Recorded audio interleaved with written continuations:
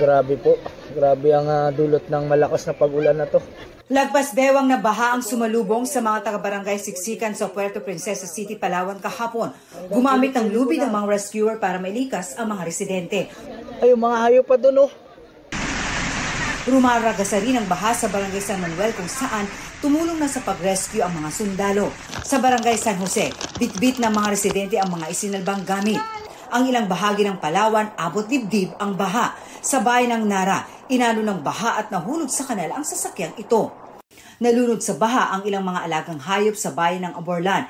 Stranded naman ang ilang motorista matapos umapo ang tubig sa tulay. Puerto Princesa sa Barangay Isaob. Sa lakas ng ulan kagabi, nagmisulang ilog ang kalsadang ito. Napakalakas na agos ng tubig sa National Highway. Natangay pa ng malakas na agos ng baha ang isang van na tinangkaumon na itong pagwirin. Ayun po, may mga kumakaway pa po ng mga bata. Sa sobrang dilim sa lugar, pahirapan ang pag-rescue sa mga sakay ng van.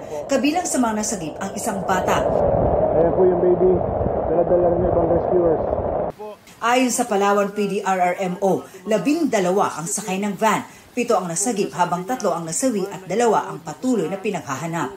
Ngayong araw, nagpatuloy ang paglikas sa mga residente. Kasabay na inilikas ang mga alagang hayop. Magdamag ding umulan sa lalawigan ng Sorsogon.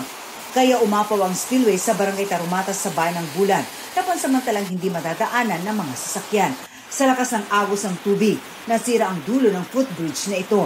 Lubog din sa baha ang ilang bayan sa Eastern Samar. Aabot sa 15 barangay ang binaha at nasa 900 pamilya ang apektado. Nakaranas din ng malawakang baha ang ilang lugar sa Northern Samar. Dahil sa patuloy na pag-ulan, itinaas na ng OCD8 sa Blue Alert ang Eastern Visayas. Walang naitalang nasugatan sa mga pagbaha.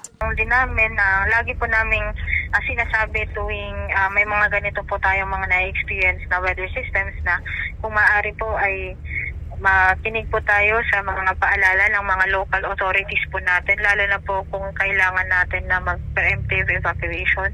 Sa South Cotabato, nasira ang bahagi ng kalsada sa lungsod ng Tibuli dahil sa naging pag-ulan sa lugar. Ang naturang kalsada kumukonekta sa bayan at sa General Santos City. Pansamantala itong hindi madaanan ng mga motorista at mga malalaking sasakyan para maiwasan ang disgrasya. Meron kasing parang bangin dyan na kung saan pagka may malakas ang ulan, may portion po nagla-landslide. Para sa GMA Integrated News, ako si Marisol Abduraman, ang inyong saksi. Mga kapuso, maging una sa saksi. Mag-subscribe sa GMA Integrated News sa YouTube para sa iba't ibang balita.